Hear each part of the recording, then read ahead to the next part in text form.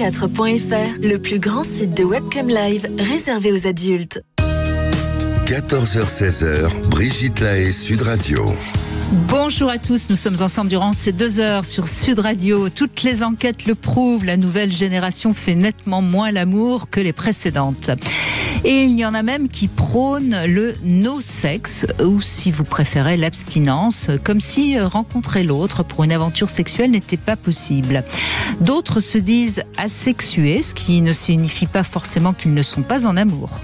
De même, de nombreuses féministes, entre autres, évoquent le concept anti-pénétration. Donc je vous propose qu'on analyse toutes ces nouvelles tendances en compagnie de Philippe Arlin, qui est toujours à la pointe des courants nouveaux qui concernent la sexualité.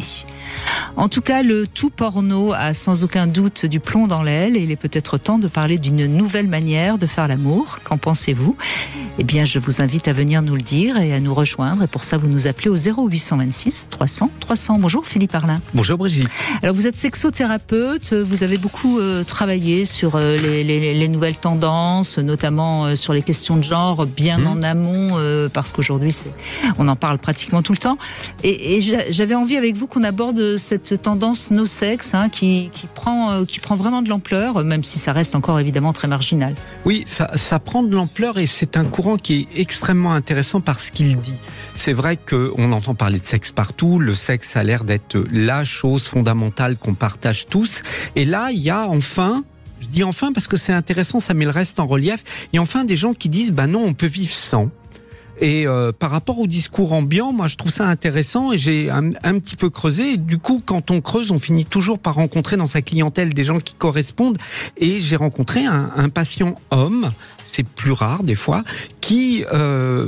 ne savait un peu pas trop ce qu'il traversait, mais qui se décrivait et qui décrivait vraiment une asexualité, aucun besoin, aucune tendance, et la sexualité lui parle pas. Et c'est vrai qu'on va trouver comme ça des gens chez qui ça va presque être une constitution. Ils ont pas, ou des gens qui vont faire le choix, et c'est intéressant aussi de se dire, mais il n'y a pas que le sexe dans la vie, dans mes interactions avec l'autre, dans ma manière d'aimer l'autre, j'ai envie de le faire, mais d'une manière qui ne passe pas forcément par le sexe. Alors, on le verra, mais il y a des asexuels qui ont quand même des relations sexuelles, c'est pas un interdit, mais c'est pas du tout la priorité, c'est pas leur langage. Et ça, c'est intéressant de voir que c'est un nouveau langage, un langage amoureux, un langage relationnel, qui ne passe pas par le génital, pour l'appeler par son nom. Parce que ça n'exclut évidemment pas, comme je le disais dans l'introduction, ça n'exclut pas d'être avec quelqu'un et d'être dans une relation d'amour. Bien au contraire, il y a des couples où les deux ne sont pas forcément asexuels, donc ça peut être un petit peu compliqué pour l'un des deux, mais il y a des couples où les deux sont asexuels et évidemment il y a beaucoup d'amour, beaucoup de démonstration et il y a beaucoup d'intime. Je sais que c'est quelque chose qui est important pour nous. C'est peut-être déjà important, justement, Philippe Arlin, de préciser. On n'est pas, on peut vivre sans sexualité, c'est pas même sans masturbation, parce que il y a des asexuels qui se masturbent et d'autres pas. Mais en revanche, vivre sans lien d'amour au sens large du terme, c'est déjà beaucoup plus compliqué. Il y a très peu de gens qui peuvent qui sont heureux en étant tout seuls dans leur coin. On est des animaux sociaux. On a besoin de l'interaction avec l'autre et, si possible, on a besoin du contact. Du toucher. De nombreuses études ont été faites sur la différence entre un enfant qui a été touché et qui ne l'a pas été dans sa construction et sa maturité affective. C'est extrêmement important et on ne parle pas de sexe. On est bien d'accord. On parle de toucher, de contact et d'interaction à l'autre. Et on sait d'ailleurs à tel point que, par exemple, les personnes âgées qui ont un animal de compagnie, généralement vont mieux sur le plan de la santé. Enfin, il y a des études qui ont été montrées que ceux qui sont parce que justement l'animal permet non seulement le toucher, mais aussi le lien social, parce qu'on va promener son chien Et puis il y a une interaction. Alors beaucoup leur parlent, et ils ont peut-être pas tort d'ailleurs, et cette communication, cet entretien que l'animal nous permet, participe de la non-perte des repères sociaux et de l'isolement. C'est du cognitif, Ça fait fonctionner le cerveau. Ça évite de vieillir trop vite. Exactement. Alors, est-ce que, moi, je me suis intéressée au sujet justement, et c'est pour ça que j'ai choisi d'en parler aujourd'hui avec les auditeurs. On va voir ce qu'ils nous en disent d'ailleurs. Il y a quelqu'un qui, je sais plus, c'était une sexothérapeute qui disait, je trouve que l'argument est assez intéressant, qu'en fait le tout porno qui a quand même beaucoup envahi, et notamment les jeunes générations, c'est peut-être une manière de dire stop à ce tout porno, la sexualité. Alors, il y a une forme d'asexualité qui dit non au tout porno. Je pense qu'on ne peut pas résumer la sexualité avec ça, mais vous avez raison. Il y a vraiment un courant, j'ai envie de dire d'écœurement, de ras-le-bol, il y en a partout. Ça déborde, donc stop, on essaye de faire stop. J'appelle ça, ça n'engage que moi comme terme, de la sexualité politique. C'est-à-dire que c'est vraiment un choix, une réaction face à un déferlement et à une omniprésence du porno et de la sexualité, que ce soit dans les pubs ou dans autre chose. Oui. Et alors, dernière question, puis après on va donner la parole notamment à Sophie, je crois, qui est déjà là en attente. Bonjour Sophie, on vous prend bientôt. Je voulais aussi évoquer cette mouvance assez importante de l'anti-pénétration. Alors là, c'est surtout des féministes. Et pas que. Et c'est aussi un courant qui pointe là. Et pas que, parce que ce courant, honnêtement, celui à qui il profiterait le plus, c'est aux hommes. Si on était capable de comprendre ce que ça veut dire et d'arrêter tous les diktats sur la performance et la pénétration, je pense que ça nous ferait du bien à nous, les hommes, parce qu'on se met énormément la pression. Je suis pas sûr qu'ils soient tous d'accord. Non, mais évidemment. Tous ceux qui vous écoutent soient d'accord. J'aime bien un petit peu provoquer. Et en tout cas, savoir qu'on peut avoir une sexualité sans pénétrer, on en a déjà parlé ici. C'est de toute façon extrêmement... Je peux l'entendre. Ce qui me dérange un petit peu, c'est toujours ce prosélytisme sur... La problématique, c'est quand ça devient la définition de ce qui doit être. Et là, évidemment, il y a problématique. Toute forme d'extrémisme, comme le porno en a été une manière d'imposer quelque chose. Le fait d'imposer l'inverse, on n'est pas dans l'équilibre et on verra bien que ça va pas créer quelque chose d'apaisé. Oui, et puis je veux dire, pour avoir souvent questionné les femmes qui m'écoutent, elles aiment la pénétration. Mais bien sûr. C'est un moment important dans la sexualité. Voilà. Maintenant, et c'est bien de dire qu'il n'y a pas que ça, mais ça ne veut pas dire qu'il ne faut pas qu'il y ait ça. Oui, mais la nuance est importante. Le courant anti-pénétration, c'est de dire que ce n'est plus nécessaire. Oui, voilà.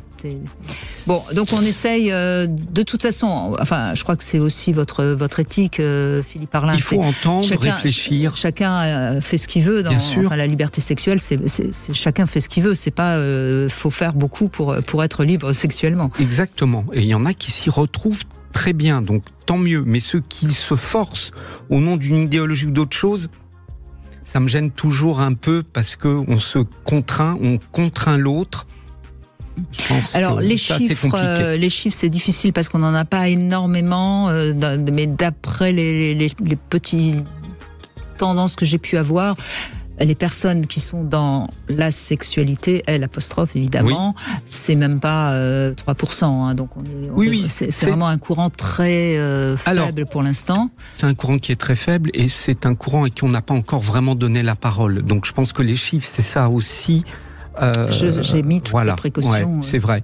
Et puis je pense que le fait que ça existe va donner des noms et des réponses à des gens qui étaient peut-être dedans sans savoir comment ça s'appelle. Ils étaient peut-être dans une perte de désir. Il y a peut-être des gens qui vont oser justement s'affirmer asexuels puisque ça existe. Ça existe, c'est possible.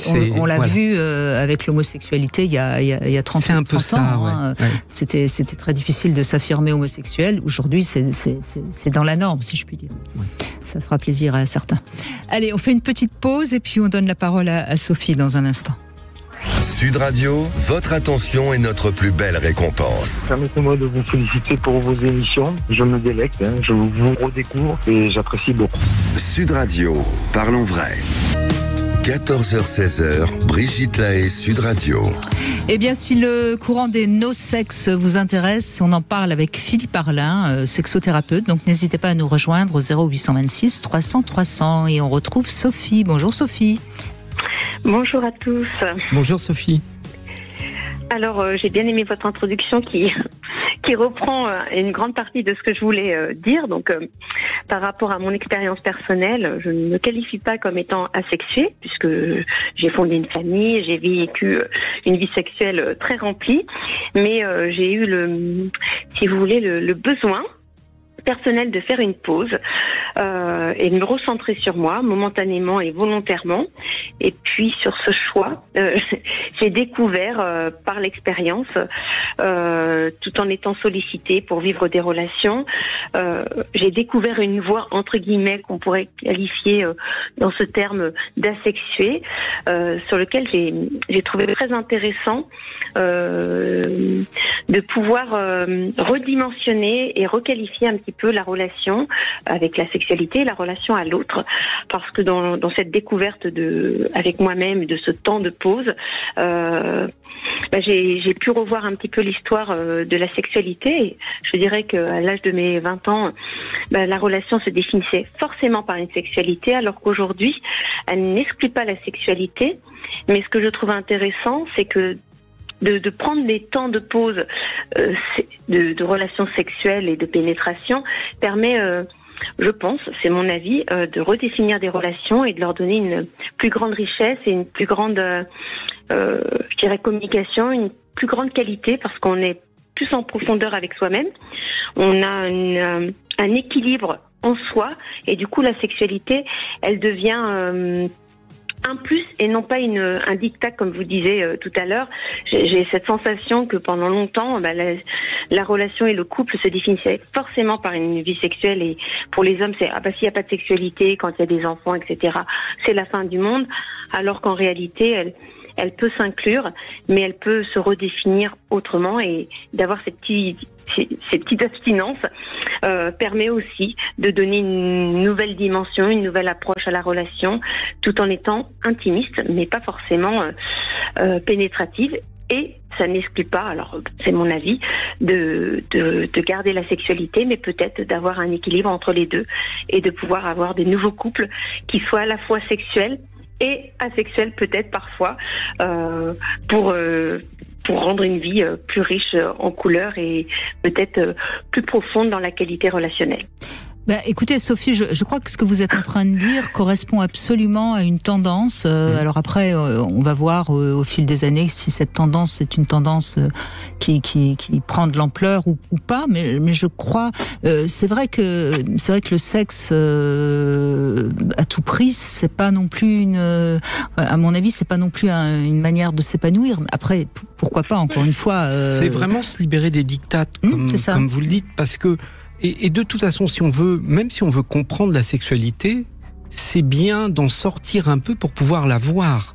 Et bien souvent, quand on est pris dans une vie sexuelle, il faut en avoir. Donc, c'est presque un luxe d'avoir ce recul. Sauf quand on est célibataire et autres, mais je veux dire, avoir ce recul dans une relation amoureuse, c'est vrai que c'est intéressant de marquer des temps de pause, on peut les appeler asexualité ou autre, mais de simplement prendre le temps d'enrichir la relation pour peut-être mieux revenir au sexe, ou en tout cas trouver une place différente au sexe. Je trouve que c'est très intéressant à explorer.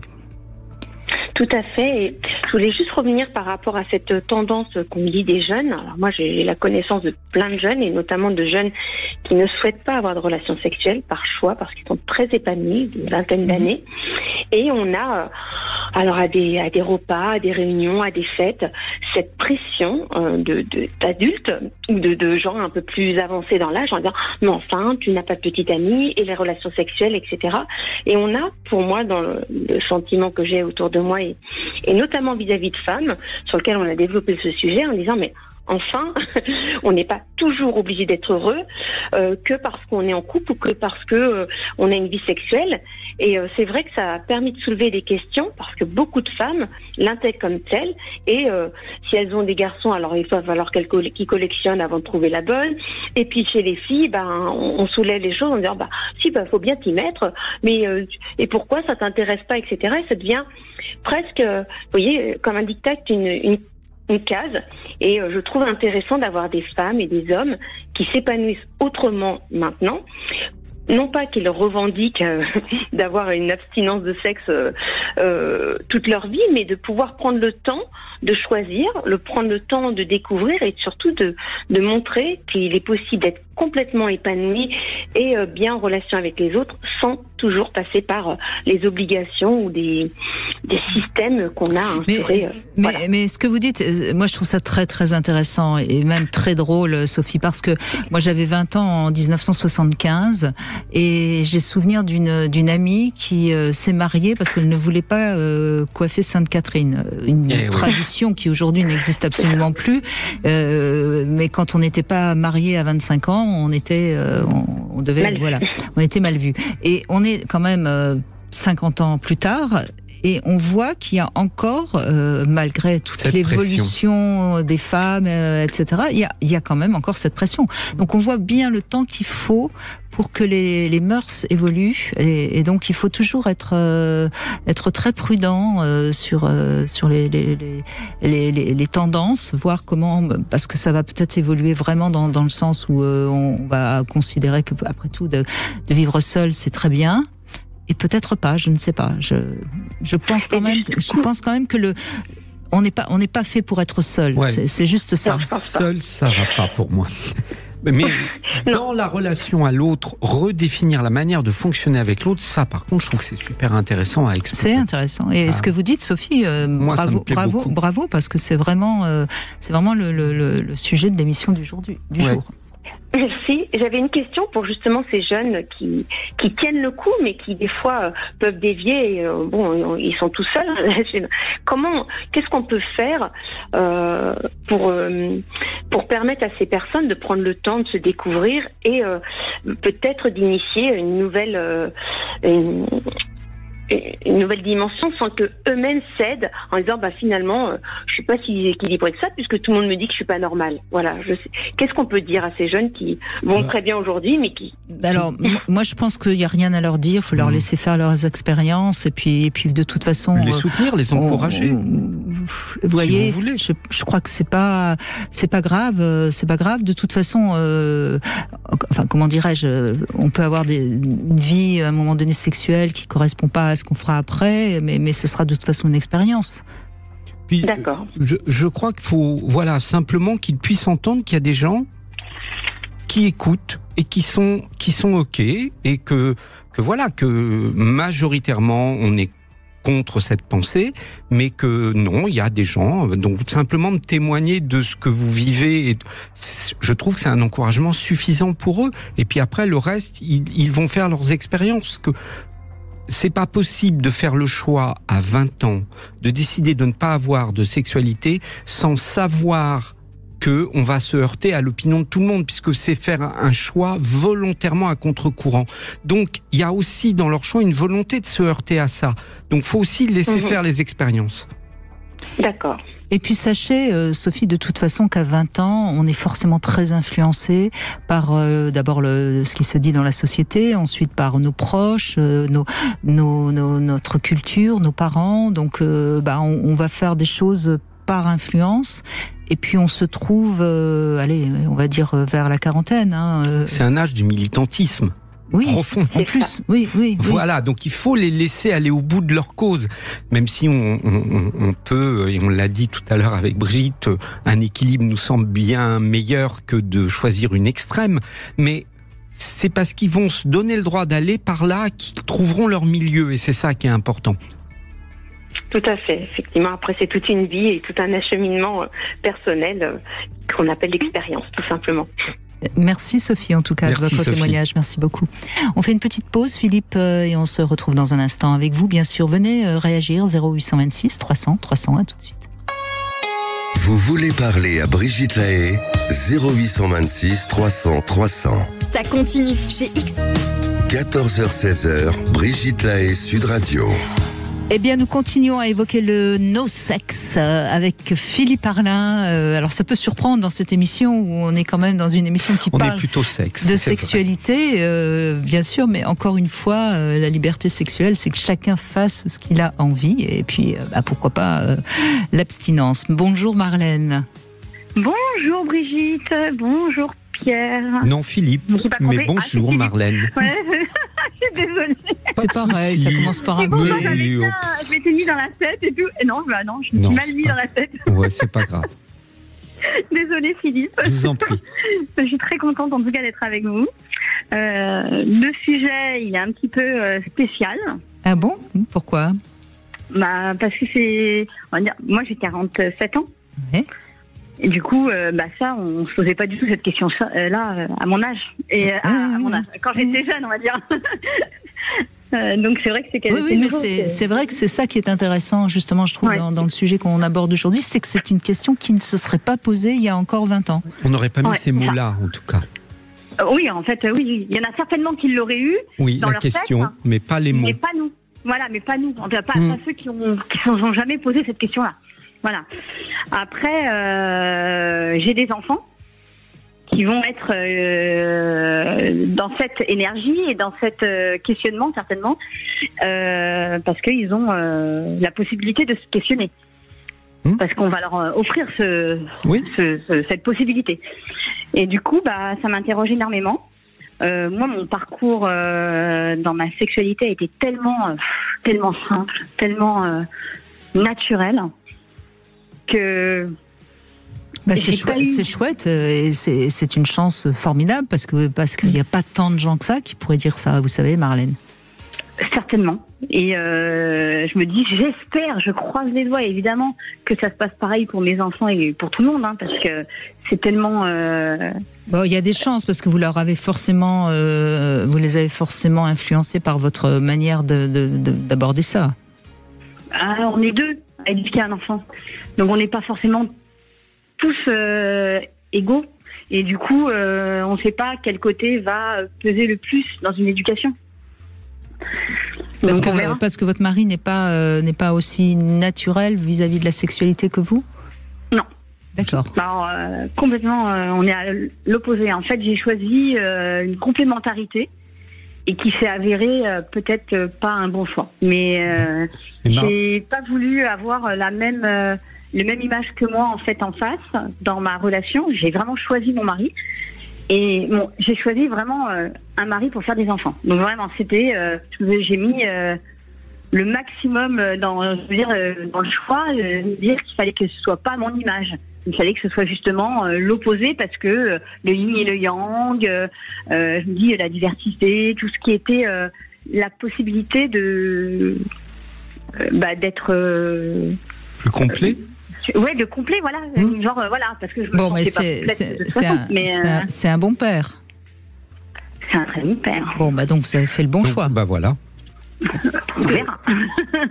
C'est un très bon père à mes yeux, en tout cas comme je l'ai imaginé. Et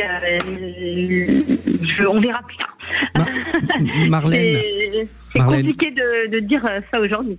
Marlène, n'oubliez pas, tout à l'heure vous disiez on est deux, il y a le papa et la maman dans l'éducation d'un enfant. Non, on est trois. Il y a un enfant. Il a une personnalité à lui et quel que soit ce que son père ou sa mère vont lui transmettre, il va construire en fonction de ce qu'il est lui. Donc vous avez un troisième point qu'il ne faut pas négliger. Ouais. Et c'est peut-être ça que j'oublie. Ouais, on n'est pas construit uniquement de notre papa et de notre maman. Dieu sait qu'ils ont une énorme influence, mais cette influence, elle se pose sur quelque chose. Ce quelque chose préexiste. D'accord. Bon, moi, ça me convient parfaitement, cette troisième personne que je n'avais pas mis. Parce que, je parle surtout de ma fille, pour l'instant. Elle a 9 ans et elle se pose déjà des questions et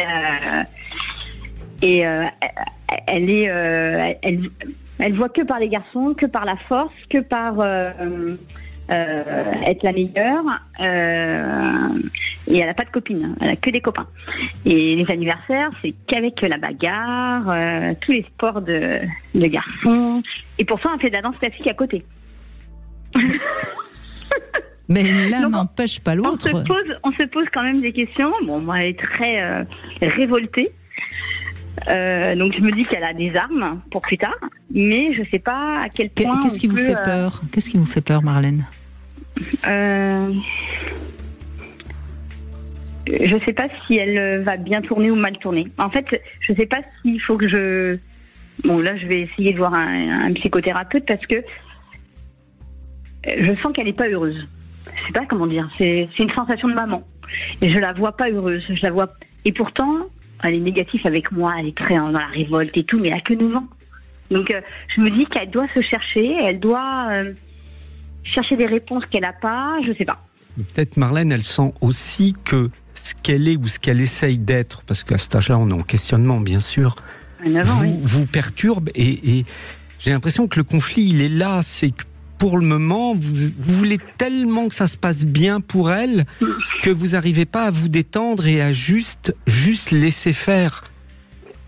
Oui, peut-être. Ouais, parce que je sens que je fais pas tout bien non plus. Mais je sais que le couple, il n'est pas rayonnant de bonheur et du coup, on a peur. Vous avez coché la case perfection, Marlène ? Ah ouais.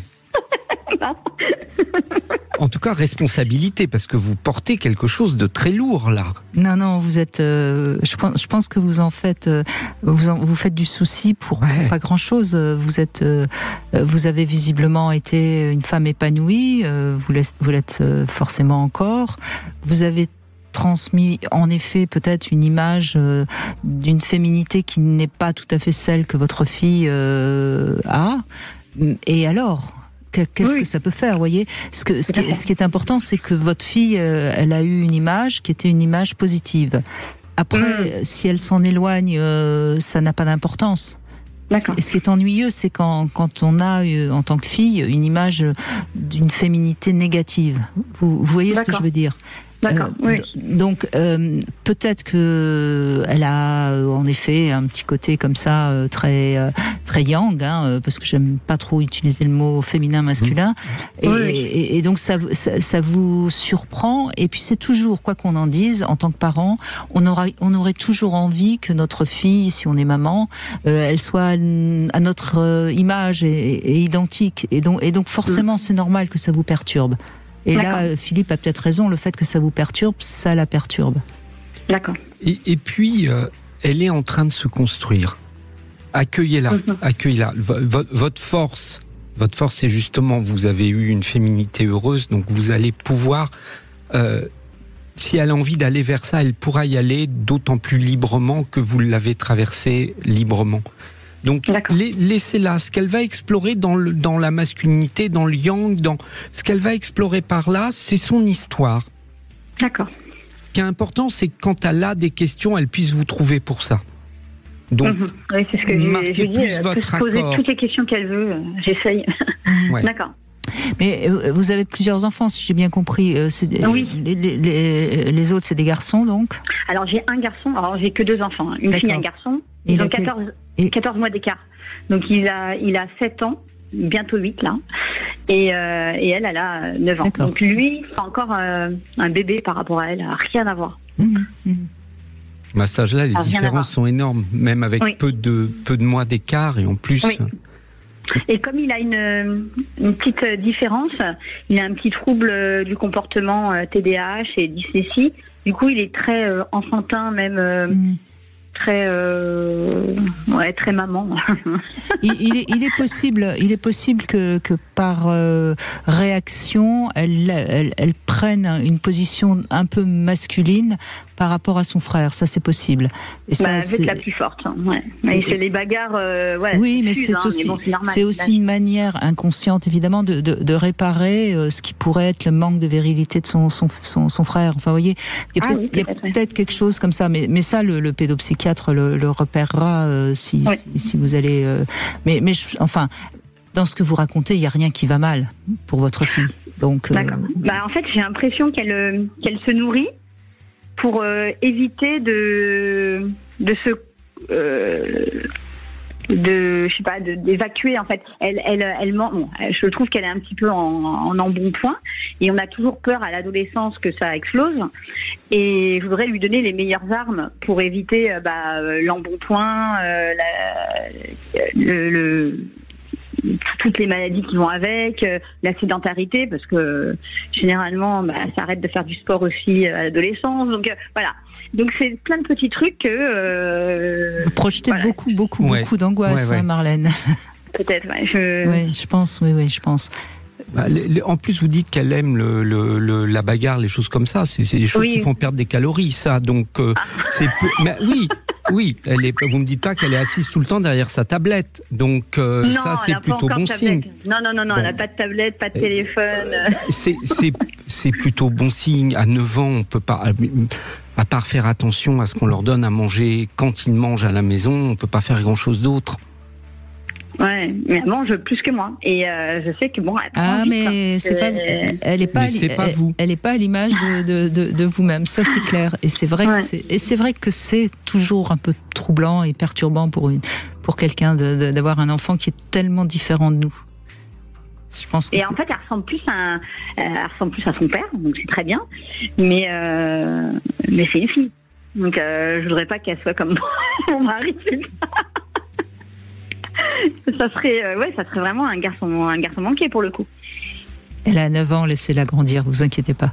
Et puis bon, si vous vous inquiétez, allez consulter, mais c'est peut-être pas utile pour le moment, vous. Je pense que vous avez peut-être besoin un petit peu de vous rassurer. Merci Marlène, en tout cas, merci beaucoup de cet échange. Merci Marlène. On continue avec William qui va répondre à 3 questions intimes et vous pourrez en poser une ensuite à Philippe Arlin. Bonjour William. Bonjour Brigitte, bonjour Philippe. Bonjour William. Eh bien, oui, là c'est une question qui va bien avec le thème d'aujourd'hui. Quelle note vous donnez à votre libido en ce moment ? 8 sur 10. Ah oui, 8 sur 10, c'est une très bonne note. Hein. Deuxième question, est-ce que en cas d'infidélité, vous pardonnez ou vous quittez ? Je pardonne. Vous pardonnez, très bien. Et dernière question, est-ce que vous préférez les petits ou les gros seins ? J'ai pas compris la question. Est-ce que vous préférez les petites poitrines ou les grosses poitrines ? Un juste milieu. Un juste milieu, ni trop ni pas assez. D'accord. Tout à fait. D'accord. Bon, pourquoi pas. Hein. Eh bien, vous pouvez poser une question, Philippe Arlin vous écoute. C'est un rapport avec le sujet d'aujourd'hui. Justement, je me pose la question de s'il avait déjà fait une pause dans sa sexualité et si oui, pour quelle raison ? Alors, j'ai fait 2 pauses dans ma sexualité et à chaque fois simplement parce que la personne avec qui je vivais avait des problématiques de santé qui faisaient que la sexualité était juste inenvisageable.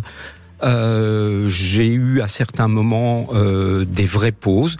À d'autres, bien, je vivais ma sexualité comme je pouvais, mais j'ai à ces occasions-là 2 fois mis ma sexualité en pause pendant 1 an et demi, 2 ans. Ah oui, très long. Ça vous paraît pas possible pour vous, William ? Difficilement, mais c'est vrai qu'après, j'aurais dit que la vie a fait que je ne me suis peut-être certainement pas retrouvé dans cette situation-là. Oui, c'est ça. Et j'avais pas forcément aussi envisagé le problème de la maladie. J'ai peut-être eu la chance aussi de... Je suis peut-être plus vieux. Je connais pas votre âge. J'ai plus de 60 ans et effectivement, j'ai vécu des choses et effectivement, la maladie a été présente dans mes couples et donc, y a des moments où elle s'impose et la respecter et faire une pause dans sa sexualité ou en tout cas dans la demande un peu égoïste que pourrait représenter la sexualité dans ces moments-là, j'ai trouvé ça bien. Eh bien, merci en tout cas Philippe Arlin de répondre parce que c'est pas toujours le cas. Nous avons parfois des invités qui bottent en touche quand c'est une question un peu intime. Donc merci de votre sincérité. Et merci William, merci beaucoup. Merci à vous pour l'émission. Merci William. On fait une petite pause et on retrouve Samuel qui revient sur le sujet. 14h-16h, Brigitte Lahaie, Sud Radio. À tout instant, écoutez Sud Radio, en voiture, au travail, depuis votre smartphone. Installez l'application Sud Radio depuis le Google Play ou l'App Store. Cam4.fr, le plus grand site de webcam live réservé aux adultes. 14h-16h, Brigitte Lahaie, Sud Radio. Philippe Parlin est avec nous, sexothérapeute. On évoque les relations d'amour sans sexe. Et on donne la parole à Samuel qui est marié déjà depuis un certain nombre d'années. Et vous pensez que votre femme n'est pas, enfin en tout cas elle n'est pas très sexuelle, ce qui ne veut pas forcément dire qu'elle est asexuelle. Bonjour Samuel. Oui, bonjour Brigitte et bonjour Philippe. Bonjour Samuel. Alors oui, en effet. Alors je pense qu'il faut distinguer, à mon sens, les asexués et les asexuels. C'est-à-dire que ma femme n'est pas asexuée, mais par contre, elle n'est pas très sexuelle. J'ai connu d'autres femmes qui l'étaient beaucoup plus. Oui. Donc qui avaient un désir à satisfaire, mais c'est pas le cas de ma femme. Et au début, je me suis demandé si c'était pas un trouble du désir, si c'était pas pathologique. Et puis j'ai beaucoup réfléchi et je me suis dit, est-ce que c'est pas toi en fait qui a un problème? Parce que je pense que l'homme contemporain en fait est dans une dynamique, je trouve, très enfin, il y a plein d'images autour de nous sexuelles et il y a cette injonction à jouir constamment, surtout, même à jouir de la consommation, par exemple, etc. Et je me suis dit, au fond, c'est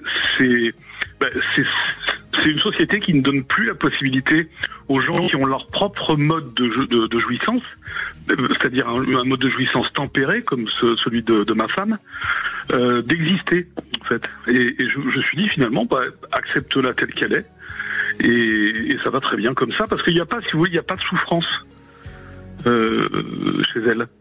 Par exemple, quand je lui montre un homme à la télévision, un très bel homme, etc., et que j'ai envie de partager ça avec elle, elle le regarde avec une indifférence qui ça lui apporte rien. Et voilà, elle vit très bien comme ça. Mais vous, Samuel, vous en souffrez ou pas? Absolument pas, non. Ok. Parce que c'est ça la vraie question. Et c'est tout à fait important d'entendre qu'on peut trouver un équilibre autour d'un désir effectivement qui est peut-être moins puissant, ou je dirais moins priorisé, parce que j'ai tendance à penser que le désir, c'est aussi ce qu'on en fait. Si je mets la priorité sur ma sexualité, si pour moi c'est très important d'avoir une vie sexuelle épanouie, je vais créer un désir qui va aller avec et j'aurai forcément plus de désir. Le fait d'en avoir moins, comme ça semble être le cas de votre femme, c'est aussi parce qu'il y a d'autres priorités, parce que elle a profiter ou appris à profiter ou préférer d'autres activités, et donc son désir est nourri d'autres choses et pas uniquement d'une rencontre sexuelle. Absolument. Oui, ce qui est important en fait, c'est que vous n'en avez pas déduit qu'elle ne vous désirait pas ou qu'elle ne vous aimait pas. Parce que c'est souvent cet enjeu qu'on met sur le sexe.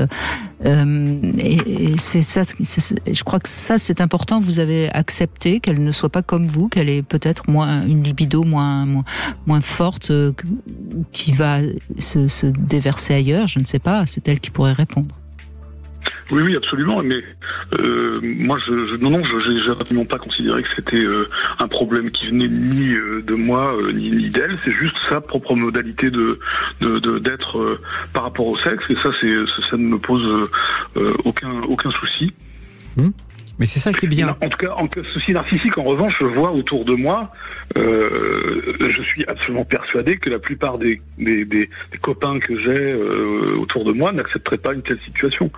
Parce que il y a une espèce de blessure narcissique, et je trouve que c'est souvent du côté masculin. Oui, enfin, en même temps, Samuel, il y a des hommes qui ont réellement beaucoup de... Alors, on va pas utiliser le mot besoin aujourd'hui, on va faire attention. Un désir très puissant. Qui ont une libido très, très exacerbée, et il y a des hommes qui ont besoin de se masturber 3 fois par jour pour se sentir bien. Après, pourquoi chaque fois il faudrait examiner chaque cas pour pouvoir en donner les raisons. Mais il y a des hommes pour qui c'est quelque chose de vraiment essentiel, et c'est à respecter aussi. Oui, à condition qu'il n'impose pas à l'autre. Si vous vous masturbez 3 fois par jour, on confine à la pathologie là. Non. Alors après, ça va dépendre, Samuel, comment on définit la pathologie. Mais effectivement, c'est une manière de répondre systématiquement à un besoin. C'est des gens sur lesquels il est intéressant d'interroger le principe de frustration et différentes choses. Mais là, c'est pas le débat. L'important, à la limite, même s'ils ont une très forte libido, c'est qu'ils puissent entendre qu'en face, c'est pas pareil, et qu'ils ne soient pas toujours dans le fait de mettre la pression pour trouver une réponse à leurs besoins à eux. Donc effectivement, si ça passe par la masturbation, j'ai envie de dire, à la limite, c'est plus respectueux de leur partenaire que de chercher à avoir des rapports trop souvent, et que ça risque de créer le conflit. Mais en même temps, c'est un équilibre à retrouver à deux, toujours. Je crois que si on a beaucoup envie de faire l'amour très très souvent, il vaut mieux se trouver une partenaire qui soit un peu du même avis. Vous visiblement, là, vous arrivez à avoir une sexualité qui est suffisante par rapport à ce qui est, on va dire, nécessaire pour vous. Oui, absolument. Et puis, je me demande si finalement l'amour ne peut pas transcender un peu tout ça, toutes ces questions-là. Enfin, c'est pas, non, je veux pas dire que le sexe est secondaire, mais je crois qu'il faut faire attention quand même. Alors le sexe, encore une fois, on peut vivre sans sexe et on va pas mourir. Je pense quand même que la sexualité dans un couple, elle a quand même un rôle assez chouette pour justement harmoniser, éteindre tous les petits conflits du quotidien. Enfin, je veux dire, c'est une communication importante, la sexualité. On dit toujours, et ça, je crois que tout le monde sera d'accord, un couple qui ne communique plus, c'est un couple qui va à tout petit feu mourir. Mais la sexualité, c'est une communication. C'est la communication des corps. Donc je crois qu'il faut pas non plus. Moi, je peux tout à fait entendre qu'on soit asexuel et que le couple aille très très bien, mais je pense que c'est quand même un couple qui communique. Oui, je sais pas si vous êtes d'accord avec avec ça. C'est peu importe le biais qu'on va utiliser pour communiquer et rentrer en contact. Si l'intime entre deux individus n'existe pas, il n'y a pas de couple. Je suis aussi déterminé que ça. Je crois. Parce que c'est vraiment de la qualité de ce qui s'échange entre deux individus, la confiance, le partage, l'estime mutuelle, etc. Ce qui va fonder et créer l'intime, c'est ça qui est important. Et c'est parce que l'intime existera qu'on va aussi trouver une sexualité plus épanouie. Moi, quand je travaille beaucoup avec mes patients sur le désir, je travaille d'abord à restaurer l'intime. Parce que quand l'intime est là, le couple existe et il peut faire le choix d'être en paix sans sexualité ou de trouver une sexualité qui va correspondre. Mais en tout cas, il faut rétablir les connexions. Et dans ce que j'entends de ce que vous dites, Samuel, eh bien, la communication fonctionne. Il y a de l'intime. Et c'est pour ça que ça fonctionne, qu'il y ait ou qu'il n'y ait pas beaucoup de sexe. Et vous êtes très à l'écoute de votre partenaire, donc forcément la communication, elle est là. Mais encore une fois, vous savez, vous dites qu'elle n'est pas très sexuelle. C'est peut-être parce qu'elle n'a pas une forte libido. C'est peut-être parce qu'elle a pas. Enfin, je veux dire, il y a 10 000 raisons qui font qu'on va s'intéresser plus ou moins à la sexualité. Et je crois qu'encore une fois, c'est chacun qui peut répondre par rapport à lui-même, et il faut faire attention de ne pas donner des formules toutes faites. Oui, tout à fait. Mais on a cette manière de communiquer, de parler, et on a finalement, avec le temps, mis en place une manière de se retrouver. On privilégie les moments de qualité, par exemple. On va aller faire un week-end sans les enfants, etc. Enfin, c'est toujours des moments, de qualité plutôt que de quantité. Oui, vous êtes un couple qui partage des moments forts, et ça c'est important et essentiel, bien sûr. Oui. En tout cas, merci de ce témoignage, parce que en effet, entre ne pas être très sexuel, être asexué, finalement parfois la frontière est faible. Juste trouver l'équilibre dans son couple et peut-être pas mettre 2 mots dessus. Et j'ai l'impression que c'est ça qui compte. En tout cas, merci Samuel. Merci à vous deux. Merci beaucoup. Oui, je crois que c'est encore une fois ce qui est embêtant en fait, c'est quand on veut faire la grève du sexe, quand on veut punir l'autre en se refusant. Ou dans l'autre sens, l'imposer, l'enlever ou le mettre de force. C'est encore une fois un levier de force et donc ça ne devrait pas avoir de place dans un couple. Oui, la sexualité, c'est fait pour pas une arme. aller mieux, c'est pas une lutte de pouvoir, évidemment. Bon, mais en tout cas, on sait que c'est souvent, malheureusement, une lutte de pouvoir. Bon, on va continuer, évidemment, dans la deuxième heure à en parler. Vous avez envie de témoigner, vous avez envie de réagir, vous n'êtes pas d'accord, vous pouvez également, évidemment, prendre la parole, comme vous le savez. On parle vrai sur Sud Radio. Je vous redonne notre numéro 0826 300 300. Et puis, la petite devinette du jour. Philippe Arlin, vous n'y échappez pas. Quel est le point commun entre une femme qui regarde un film très romantique et un homme qui regarde un porno? Parce qu'on reste quand même un peu aussi... Le porno n'est pas mort. Vous avez le temps des infos pour me trouver la réponse. Sud Radio. Sud Radio. Parlons vrai. Parlons vrai. Sud Radio. Parlons vrai. Lidl réélit encore. 14h-16h, Brigitte Lahaie, Sud Radio. Eh bien, nous continuons à évoquer le no-sex, l'abstinence, les asexués, et puis pourquoi pas ceux qui ne sont pas d'accord avec ça et qui vont aussi pouvoir témoigner s'ils le désirent au 0826 300 300. Philippe Arlin, vous avez eu le temps de réfléchir. Quel est le point commun entre une femme qui regarde un film très romantique et un homme qui regarde le porno, un porno? Un Kleenex. Absolument, absolument. C'est tout à fait la bonne réponse. L'une pleure et l'autre pleure aussi. En tout cas, il y a du liquide qui sort aussi. C'est exactement la bonne réponse. Les deux ont besoin d'un Kleenex. Voilà. Alors, on va redonner la parole aux auditeurs, évidemment. Petit souci technique qu'on va régler très vite. Ça nous permet de revenir justement sur la différence. Est-ce que vous faites une différence entre l'expression, parce que moi j'aime bien quand même que les mots aient leur sens, entre le no-sex et les asexués. Est-ce que vous faites une différence entre les deux? Oui. Pour moi, quelqu'un qui est asexué, c'est quelqu'un qui, dans sa composante psychique et physiologique, n'a pas de besoin, de pulsion, de tension, de désir sexuel. La personne qui fait le choix du no-sex, c'est une personne qui ne souhaite pas répondre à ces besoins-là. Et on le sait, elle va pas en mourir, elle va pas mettre sa vie en danger. Elle fait le choix de ne pas utiliser ou de ne pas répondre à ses pulsions, à ses besoins sexuels. Donc c'est vraiment très différent. L'un est un choix, je dirais presque politique. L'autre est une réalité plus biologique et psychique. Alors, je pense quand même que quand on est asexué, la moindre des choses, c'est de ne pas choisir de vivre avec quelqu'un qui n'est pas asexué. Enfin, ça me paraîtrait oui, parce que un minimum de générosité. Enfin, je ne sais pas quel mot utiliser. Oui, et c'est quand même très compliqué, parce que s'il s'avère que vous êtes asexué, et bon, il n'y en a pas beaucoup, rencontrer quelqu'un qui soit dans cette logique de la sexualité, ou qui soit dedans, vraiment, qui soit asexué, il n'y en a pas beaucoup, donc ça compromet les histoires d'amour. C'est difficile, ça. Eh oui, pour faire son marché, il y a moins de monde. Charles, bonjour. Bonjour Brigitte et bonjour à votre invité. Bonjour Charles. Philippe Arlin qui est avec nous.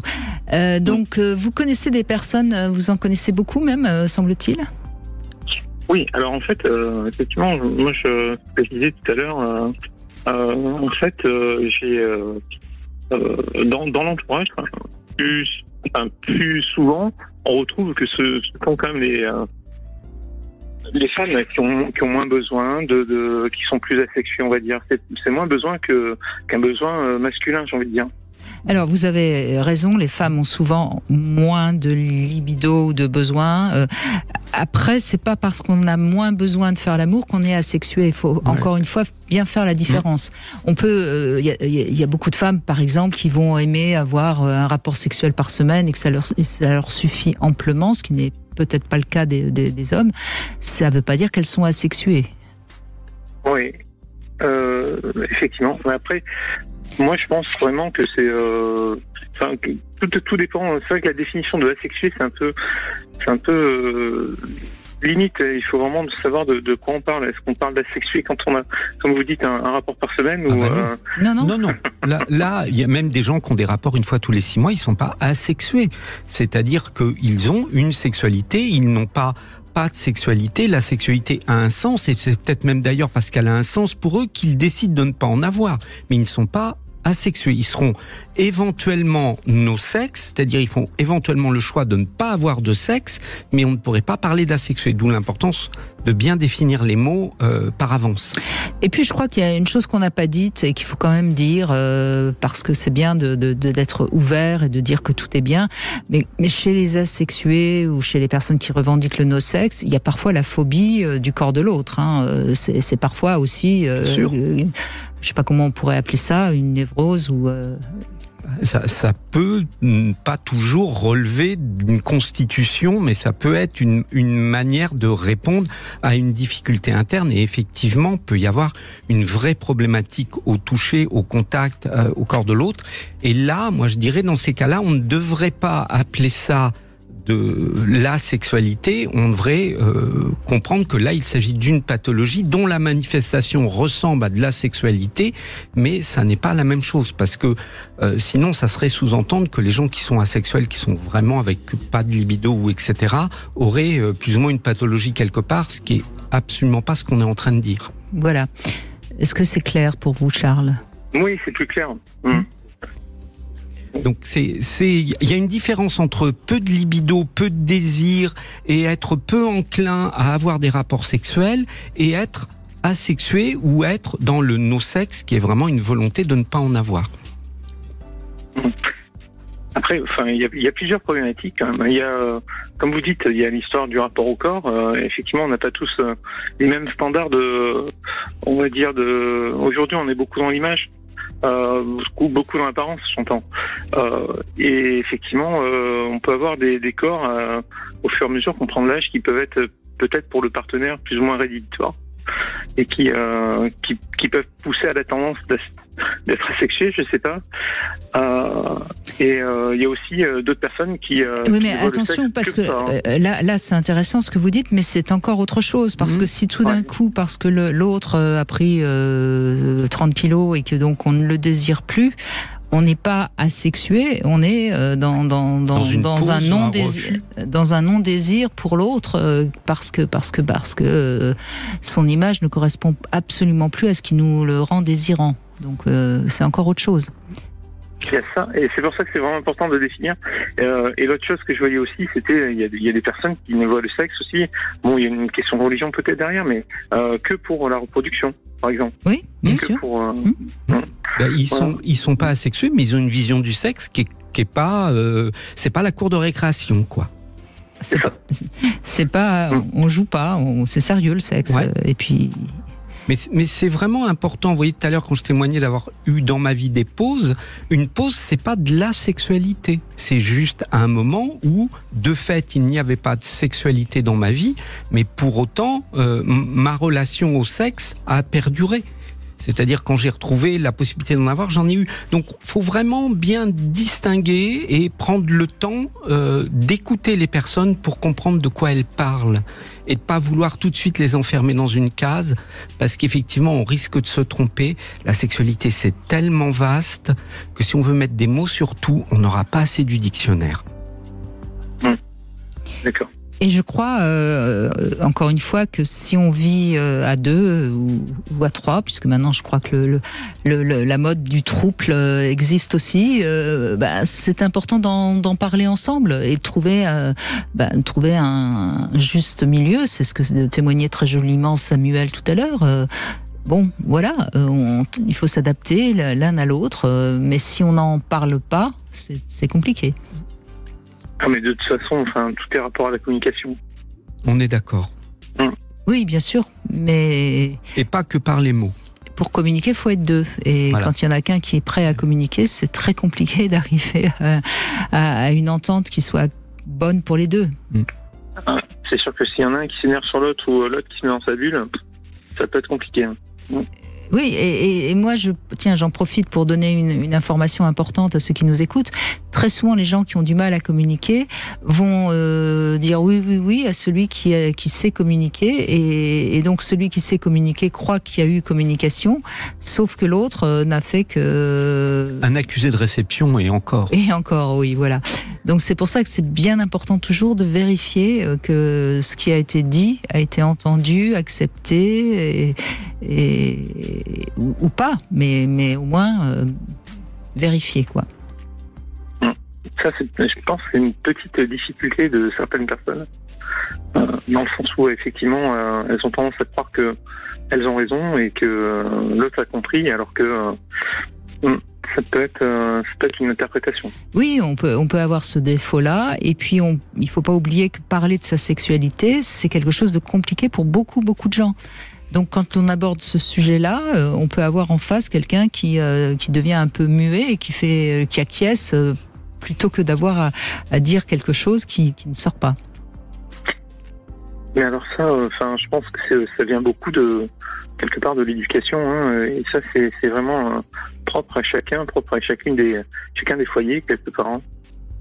Oui, mais faut faire attention avec l'éducation parce qu'elle a bon dos. On s'auto-éduque aussi et je pense que ça dit juste une chose, c'est qu'au début d'un couple, on ne communiquera jamais assez sur ce qui est important, sur les codes, sur la mise en place de fonctionnement pérenne, parce qu'on croit un peu trop, parce qu'on est amoureux et qu'on est dans la bulle du tout début, que tout va bien se passer. Et c'est pas le cas. Et c'est là qu'il faut définir des codes de communication, c'est là qu'il faut apprendre à mettre des mots sur des choses, parce qu'au début, elles ne sont pas sensibles, elles ne sont pas fragiles, donc on peut les nommer. Après, peut-être qu'on aura plus de mal, donc vraiment, en début de couple, il faut apprendre à communiquer, apprendre à parler la même langue surtout. Mais bon, on est là aussi pour servir d'interprète. Oui, bien sûr. C'est on votre a plein rôle. de dictionnaires à notre disposition. En tant que sexothérapeute. Merci Charles, en tout cas, de cet échange. On fait une petite pause, on se retrouve dans un instant. Sud Radio, c'est votre opinion qui compte. J'écoute beaucoup Sud Radio pour M. Bertrand parce que c'est quelqu'un, franchement, qui a les mêmes, je veux dire, on partage les mêmes idées, quoi, voilà. Sud Radio, parlons vrai. 14h-16h, Brigitte Lahaie, Sud Radio. Mais merci Stéphane de nous appeler. On est avec Philippe Arlin, on parle de la personne qui serait asexuelle, donc qui n'a pas besoin de sexualité. Et Stéphane tout à l'heure, Samuel tout à l'heure donc évoquait sa femme qui a très peu de besoins sexuels. Vous Stéphane, vous êtes un peu dans le même cas, hein, en couple depuis une dizaine d'années, sauf que vous ne le vivez pas bien. Hein. Et je suis ravie de vous entendre parce que je crois que moi je ne voudrais pas, cette émission qu'on fait aujourd'hui, que je trouve intéressante parce que c'est un sujet dont on parle plus depuis quelque temps, donc je suis ravie d'en parler, mais je voudrais surtout pas faire l'apologie de la sexualité parce que je pense que ça correspond à très très peu de gens et que chez beaucoup de personnes ça peut faire souffrir en effet l'autre. Oui, tout d'abord bonjour Brigitte et bonjour Philippe, merci de bonjour m'accueillir. Stéphane. Donc oui, moi mon problème en fait c'est, alors je sais pas si je peux l'appeler asexué ou asexuel, mon épouse, ma compagne, ça fait donc plus de 10 ans qu'on est ensemble, on a 2 enfants. Et j'ai toujours besoin, moi, d'aller vers elle, je la désire, et elle, à chaque fois, me tourne le dos, et elle n'a pas d'autant de besoin que ça, et finalement, je passe pour une personne peut-être un peu trop... obsédée, oui. Exactement. Ce mot-là, je l'entends de oui, c'est... Bien sûr. Et du coup, ça me freine, ça me gêne. Parce que je sais pas, pourtant c'est pas ça, c'est juste que je la désire et je l'aime de tout mon cœur. Donc du coup, je comprends pas pourquoi elle passe et pourquoi ça matche pas pour ça en fait. Alors est-ce qu'elle est asexuée ou asexuelle, je sais pas. Parce que là tout à l'heure j'ai entendu votre intervenant juste avant, bien avant, ouais. Je crois, qui disait que lui ça le gênait pas. Mais moi ça me fait drôlement souffrir et ça fait plus de 10 ans que ça dure. Alors, je me suis adapté à son besoin à elle, mais c'est compliqué, quoi. Et alors, c'est quoi son besoin à elle, justement? Son besoin à elle, pourtant on a 40 ans, son besoin à elle, c'est si je la laisse faire, c'est une fois tous les 10 jours ou une fois tous les 15 jours. Et moi, c'est 2 fois par semaine que j'aimerais, en fait. Mais en fait, si je commence à la bousculer, mais c'est, des fois elle cède, mais elle me dit, je sens bien que c'est juste pour me faire plaisir, mais je sens pas de passion. Bien sûr.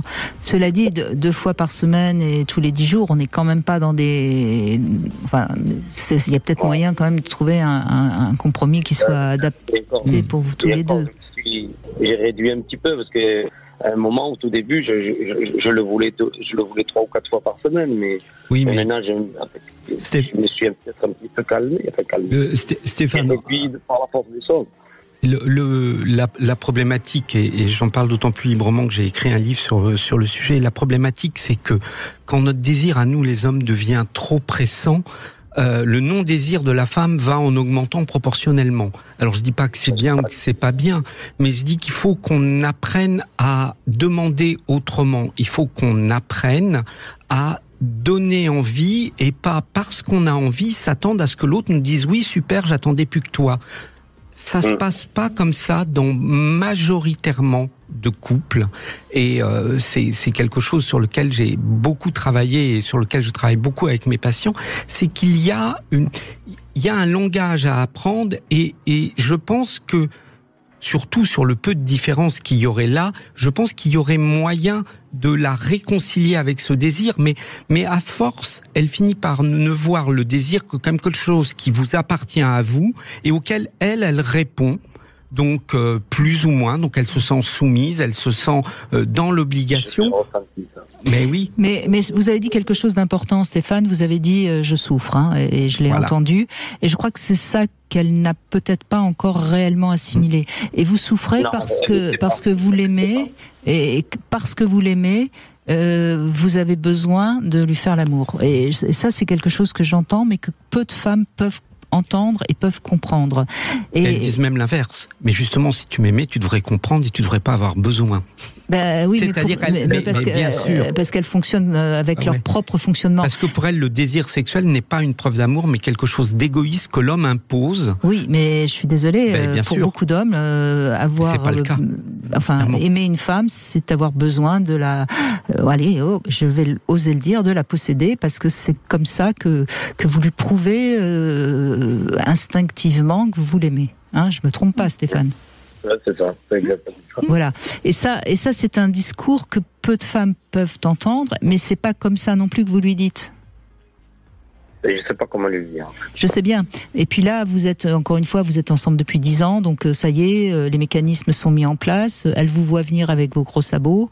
Dès qu'elle vous voit venir, elle ferme. Enfin, vous voyez, c'est tout un système qui s'est mis en place et qu'il faut arriver à déconnecter pour en trouver un autre. Et c'est là où... Oui, allez-y, je vous en prie. Oui. J'ai une fois, il y a pas très longtemps, je l'ai abordé différemment et ça a fonctionné différemment en fait. Bah bravo. Mais j'ai pas fait exprès en fait. Continuez à pas faire exprès. Vous vous rappelez pas ce que vous avez fait, c'est ça le problème. Si, bon alors ça va. Je sais très bien comment j'ai fait et en fait je l'ai prise différemment, c'est-à-dire devant un film, j'ai commencé à avoir des gestes tendres. Sans aller loin, mais juste des gestes tendres d'affection et qui ont fait qu'après derrière, c'est elle qui a voulu. Alors du coup, ça m'a surpris en fait. Vous voyez, Stéphane, vous venez juste de répondre à ce que je vous ai exprimé juste avant en disant c'est à nous de lui donner envie. Et ce que vous avez fait devant la télé, c'est ça. Et les préliminaires, faut arrêter d'appeler certaines pratiques sexuelles des préliminaires. Les préliminaires, c'est ce que vous avez fait devant la télé. C'est tout ce qui vient avant et qui va donner envie à l'autre d'aller plus loin. Et c'est ça. C'est pour ça que ça serait bien que vous arriviez à travailler là-dessus, parce qu'il y a des solutions, il y a un langage à trouver. Et dans cette histoire, je dis pas que vous avez raison ou qu'elle a tort ou l'inverse. Je dis juste, il y a un malentendu. Et ce malentendu, c'est quelque chose qui se travaille. En tout cas, c'est quelque chose que moi, je travaille à mon cabinet très régulièrement. Encore une fois, sur lequel j'ai écrit. Et c'est vraiment important de trouver un langage nouveau qu'on va pouvoir comprendre, qui va permettre aux deux de se retrouver et à l'homme de ne plus être en souffrance quand il a besoin d'exprimer son amour. Mais il va falloir que j'y travaille, que je fasse dans ce sens-là. J'espère que ça va porter ses fruits. Oui, mais voyez, tout simplement, enfin, je caricature un petit peu, mais quand vous avez un geste tendre, vous lui dites que vous l'aimez dans son langage à elle. Quand vous lui dites j'ai envie de toi, ce n'est pas je t'aime, et pourtant c'est votre langage d'amour à vous. Voyez la différence. C'est-à-dire que les femmes, il faut partir du cœur et descendre, et vous partez du bas et vous remontez. C'est ça la différence entre les hommes et les femmes, en gros. C'est un problème d'ascenseur. Faut trouver le bon étage. Ouais. Vous voyez, mais non, mais je le plaisante un peu, mais c'est quand même très juste. Mais entre les deux, il y a déjeuner ou dîner ensemble. Hein. C'est juste entre les deux, entre le cœur et en bas. C'est par là que ça peut commencer aussi. Sinon, il faut faire ceinture. Alors, la peur que j'avais, oui. Il y a 4 ou 5 ans, c'est de devoir recourir à une maîtresse pour justement subvenir à mes besoins. Et j'ai eu l'idée, mais j'ai pas franchi le pas, mais j'ai eu l'idée qui m'est traversée parce que je voyais pas la fin. Oui, mais là, encore une fois, c'est plus faire l'amour avec elle, c'est à ce moment-là aller baiser ailleurs pour là, être moins. C'est se vider, moi ça m'intéresse pas. Bah oui. Oui, enfin. Se masturber, c'est plus simple. Mais voyez, ça prouve bien que ce que vous avez besoin, c'est de lui faire l'amour, c'est pas de faire l'amour. C'est toute la différence. Vous comprenez ? Et là, vous venez de nous le prouver. Vous l'aimez, donc vous avez besoin de lui faire l'amour. Mais vous n'êtes pas dans un besoin sexuel, c'est toute la différence. Merci beaucoup en tout cas Stéphane de cet échange, merci à vous.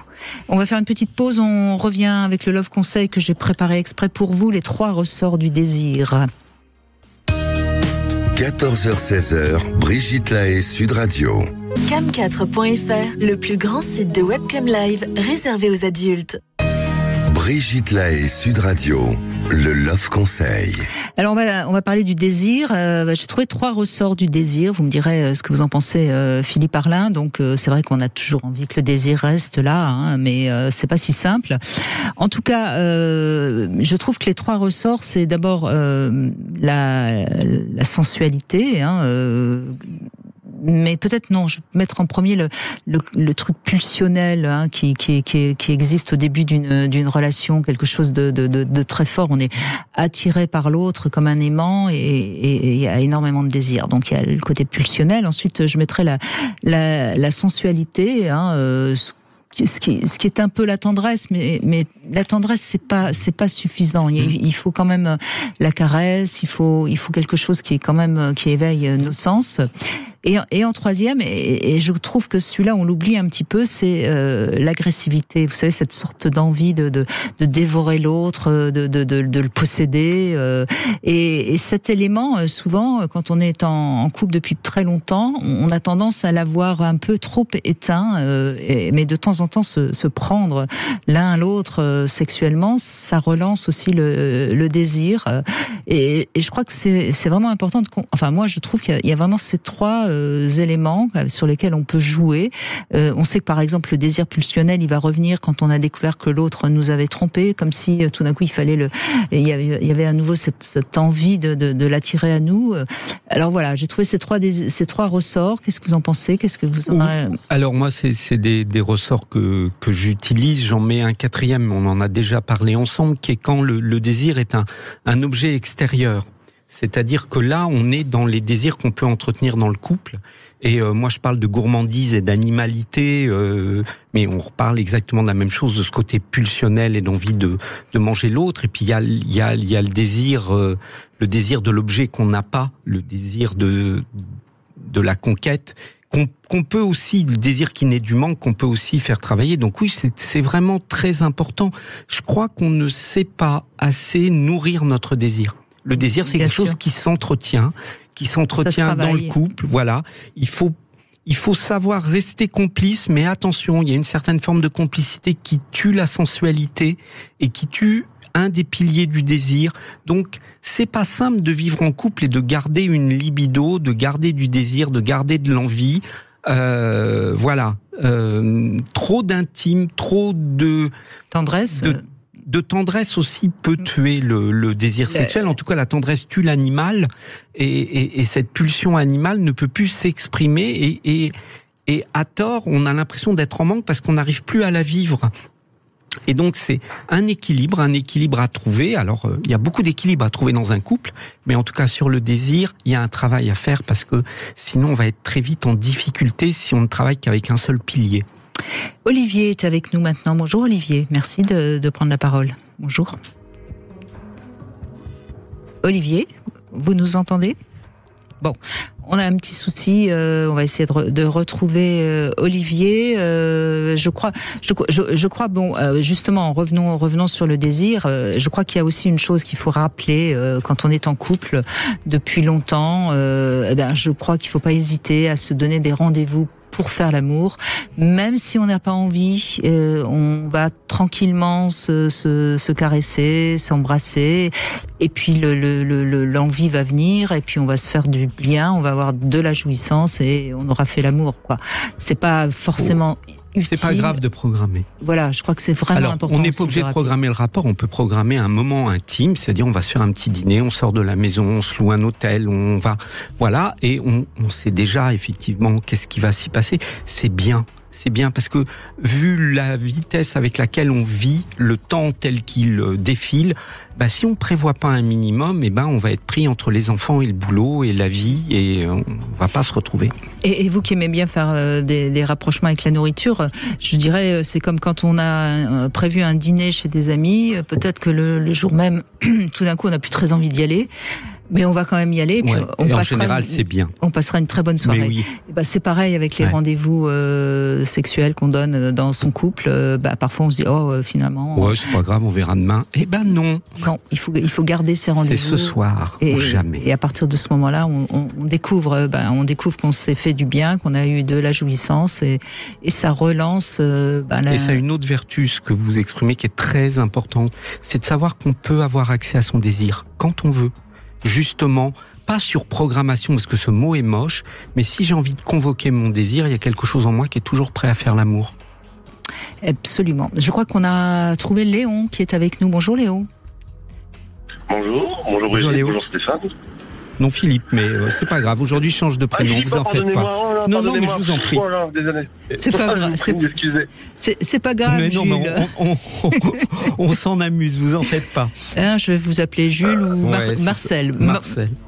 Bon, excusez-moi Léon, je suis coquine aujourd'hui. Donc bonjour Léon. Il n'y a pas de souci. Bonjour. On vous écoute, allez-y. Comme l'auditeur d'avant, il parlait que sa femme était, entre parenthèses, bloquée. Et moi, je partais plus... Moi, de mon côté, c'était plus les médicaments qui a bloqué ma conjointe. Oui. Là, ça a fait baisser sa libido. Et avant, c'était on faisait ça 2 à 3 fois par semaine, voire 4, voire 5. Il n'y avait pas de limite. Et maintenant, on est passé comme l'autre auditeur, on est passé à tous les 10, 15, voire une fois par mois et encore. Quand il fait beau. Et c'est pas une question quand il fait beau. Le problème, c'est que je me suis rendu compte que j'étais devenu, on va dire, égoïste par rapport à ça, parce que je me disais, c'est quand moi j'ai envie, il faut qu'on le fasse.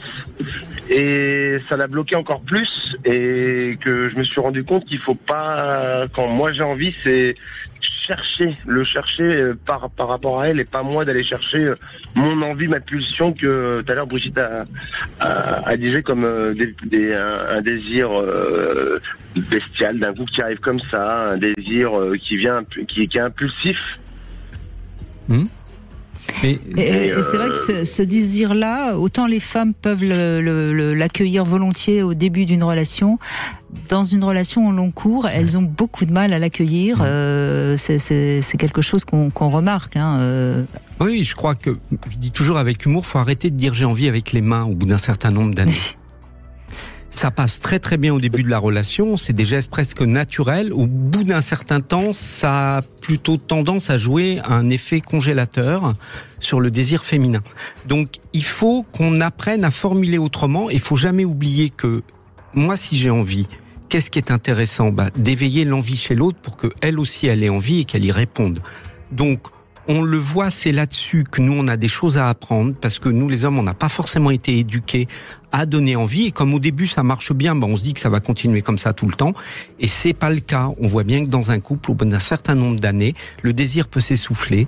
Alors peut-être moins du côté masculin, mais il y a aussi des hommes chez qui ça s'essouffle. Et donc, si on ne fait pas ce qu'il faut pour entretenir le désir, entre autres ce que vous disiez, Brigitte, eh bien, il y a des risques. Mais c'est important d'apprendre à communiquer sur nos envies et à ne pas les laisser trop pulsionnelles.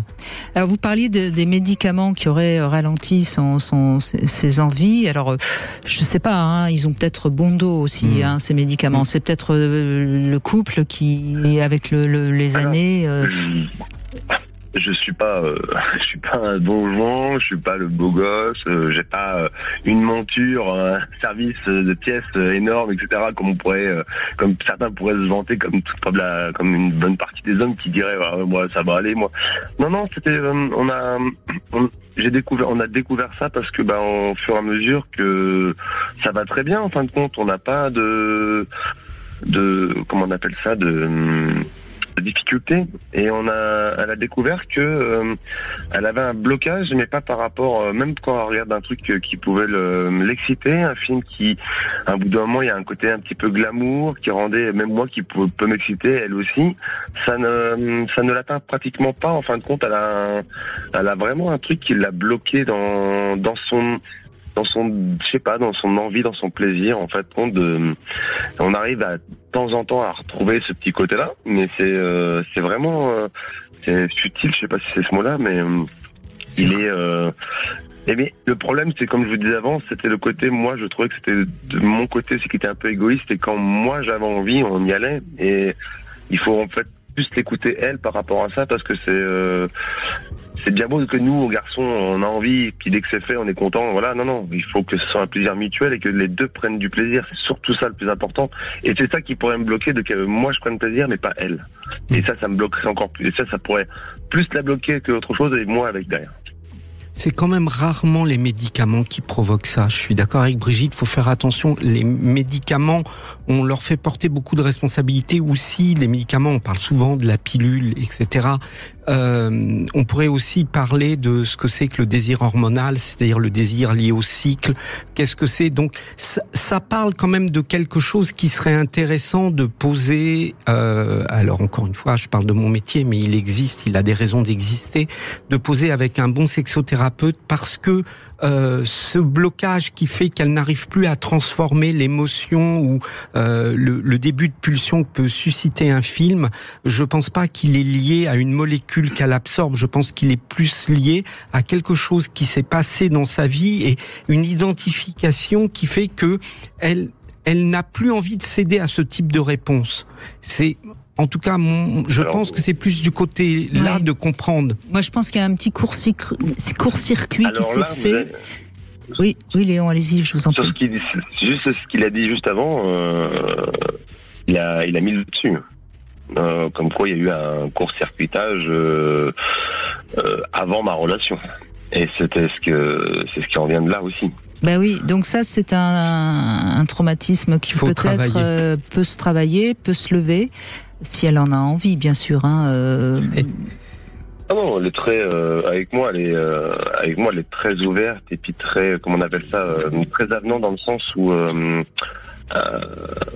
elle écoute un peu mes conseils, parce que par moments je suis assez bon conseiller pour pouvoir la guider ou pour pouvoir l'apaiser moralement. Et sur ça, je travaille tout doucement pour que ça passe pas la brusquer. Proposez-lui par exemple, parce que je sais que vous aussi, Philippe Arlin, vous faites des communications par téléphone. Oui, bien sûr, je fais des visios. Elle pourrait déjà par exemple prendre une communication par téléphone avec Philippe et puis voir qu'est-ce qui en ressort. Peut-être que ça va pouvoir allumer une petite lumière qui va lui donner envie d'aller plus loin. Et puis, enfin bon, c'est. Je sais pas si c'est facile d'en parler. Des fois, c'est ça que, comme j'écoutais les témoignages, on en parle comme ça à la radio et ça sort parce qu'on a envie de le sortir. Mais il y a des gens qui ne peuvent pas sortir cette frustration et qui restent avec qui arrivent jusqu'à la fin de leur vie. Vous avez raison, Léo. Vous avez raison, mais malgré tout, à chaque fois que j'entends ça et que je rencontre la personne, je vois que la personne me parle. Vous savez, c'est très différent de parler à un professionnel. D'abord parce qu'on sait que ça va pas être galvaudé ni ailleurs, que c'est quelqu'un qui est payé pour entendre ça. Donc ça aussi, c'est important dans la neutralité. Et puis quelquefois, moi, quand je fais des visios, il y a des gens qui me disent « je préfère juste par téléphone ». Comme ça, ils gardent leur anonymat, ils ont juste la possibilité de parler. En tout cas, il faut pas décourager ça en croyant qu'on peut pas en parler. Il faut tenter, il faut le proposer. Après, il faut pas forcer. C'est le seul truc qui est important. Mais voilà, le proposer et de voir comment elle réagit. Oui, je pense que ça peut peut-être l'aider et puis aider vous aussi, évidemment, par ricochet. Merci Léon, en tout cas. On fait une petite pause, on va conclure. Je pense qu'on va retrouver Olivier, j'espère. Vous voulez parler à Brigitte Lahaie ? 0826 300 300. Grand site de Webcam Live réservé aux adultes. 14h-16h, Brigitte Lahaie, Sud Radio. Philippe Arlin est avec nous, sexothérapeute. Je rappelle que vous êtes l'auteur de ce livre qui existe en poche, Libérez votre désir. C'est aux éditions de la Musardine, où vous donnez justement des conseils pour aider le désir dans des couples qui durent. Et il y a des conseils très pratiques. Voilà. Olivier, bonjour. Bonjour Brigitte, bonjour Philippe. Bonjour. Alors Olivier, vous avez fait un infarctus il y a déjà bientôt 3 ans, hein, c'est ça ? Oui, avec des effets secondaires. D'accord. Des effets secondaires, apnée du sommeil, et puis des problèmes neuro derrière, parce que malheureusement ça a été dépisté qu'après. Donc toute la batterie des médicaments qui vont bien. Voilà. Donc là où j'avais une vie sexuelle très riche, ainsi que un physique et un fonctionnement mental au top, je suis passé à je redécouvre tout au jour le jour. Donc ça prend du temps malheureusement. Donc rééducation, appareillage, et puis là. Pendant un bon moment, la vie sexuelle est passée sous le tapis. Oui, bien sûr, parce qu'il y avait une urgence, évidemment. Et aujourd'hui, vous retrouvez un peu de désir, un peu d'envie ? Disons que, Brigitte, pour être clair, j'ai les fesses entre deux chaises. Même si on parle de fesses dans cette émission, j'ai les fesses entre deux chaises, c'est-à-dire que ma sexualité est au reflet de mon mental et de mon physique. C'est-à-dire que c'est en dents de scie. J'ai en même temps des peurs légitimes, c'est-à-dire que des peurs à l'effort, même si j'ai 3 séances de kiné par semaine, j'ai suivi une réadaptation fonctionnelle cardiovasculaire, des choses comme ça.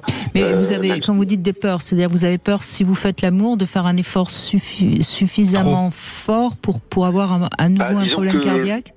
Non, la problématique, c'est que, je vous donne un exemple, je suis libertin depuis longtemps, je l'avais, et ma vie sexuelle, en ce moment, de temps en temps, j'ai des amis que je côtoie toujours, qui viennent de temps en temps, et à part ces personnes-là qui me comprennent et qui gèrent mon état, toutes les personnes avec qui j'ai voulu me rapprocher et avancer, ça fonctionne pas. Tout simplement parce que lui comme elle, ils sont comme on est un trio de temps en temps, ils sont à mon écoute. C'est-à-dire que elle, quand on fait quelque chose, quand elle voit, par exemple, quand elle met sa main sur mon cœur, quand elle voit que le palpitant commence à cogner trop fort, elle tempère les choses. Elle vous met en confiance en fait. Elle me met en confiance et elle gère mon stress parce que je stresse de. Oui. Et c'est ce que je dis, c'est ça. Parce que je crois, on l'entend à demi-mot. Vous avez frôlé la mort, osons le dire. Et puis ça reste un traumatisme que pour l'instant vous n'arrivez pas trop à dépasser. C'est compliqué. Bien sûr. Et je crois que c'est là où vraiment, et vous avez besoin de comprendre qu'il y a un avant et qu'il va y avoir un après, et qu'il faut que vous arriviez à voir quel sens vous pouvez mettre dans votre vie actuelle et comment vous pouvez faire évoluer votre sexualité. Je pense que c'est évidemment, ça passe par le corps, la rééducation, etc., mais ça passe aussi par le psychisme. Oui, mais le problème, si je pourrais donner une image qui est juste, c'est comme si vous étiez au bord de l'eau, en fait, et puis il y a des rochers, vous pêchez en bordure de mer, et vous savez qu'à ras du rocher qui fleure l'eau en face, il y a du poisson. Donc vous allez mettre votre ligne. En fait, le but du jeu, c'est qu'à chaque fois que je pose ma ligne, c'est de pouvoir dire voilà, je vais poser ma ligne là. Je sais pas si j'étais trop loin par rapport à ce que je suis devenu ou si je suis bon. Et au fur et à mesure, j'avance en fait, que ce soit physiquement, sexuellement, mentalement, par petits pas comme ça. Et effectivement, donc j'ai pris des compléments alimentaires, je refais du sport, mon physique commence à revenir. Mais ça s'appelle une rééducation, Olivier. C'est une deuxième vie. Voilà. Il y a eu l'avant. Et c'est une renaissance. Le problème, c'est que les repères que je pouvais avoir, tant physique que mental, je les ai pas du tout. Je les ai plus du tout. Donc quand je tombe sur quelqu'un de compréhensif et qui me connaît, ça se passe très bien. Quand je tombe sur mais parce qu'Olivier, il faut que vous vous écoutiez vous. Et vous avez, et si vous êtes avec une femme que vous ne connaissez pas, comme vous ne pouvez pas lui faire confiance, il faut que vous fassiez confiance à vous et que vous fassiez juste ce que vous sentez capable de faire et pas essayer de lui faire ce qu'elle pourrait attendre. Et c'est là où ça vous change évidemment complètement, parce que si vous étiez en plus libertin, je connais bien les libertins, ils savent généralement satisfaire les femmes en fonction d'elles-mêmes.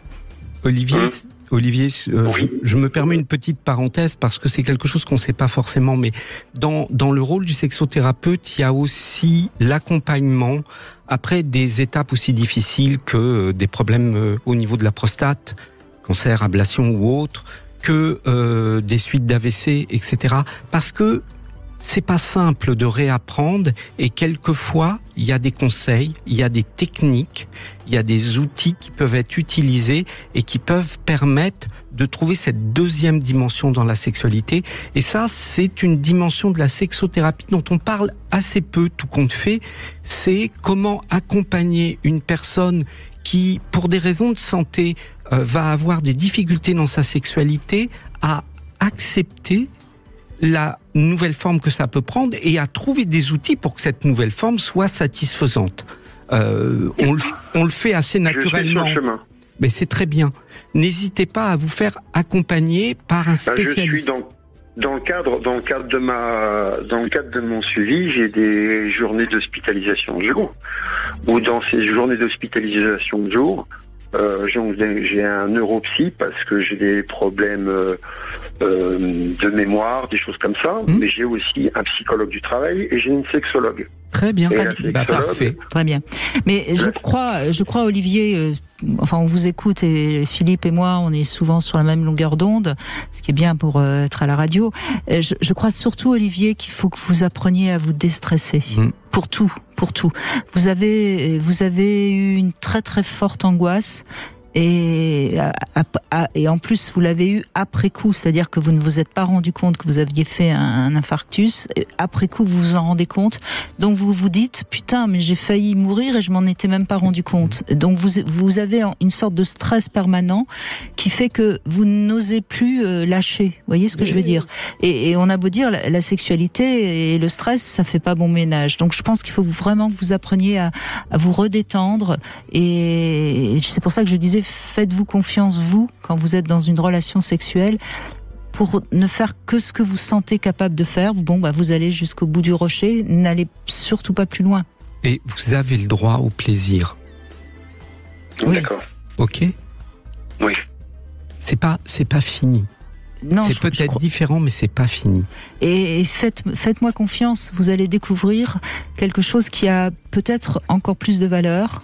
Parce que justement, vous savez maintenant qu'on va tous mourir.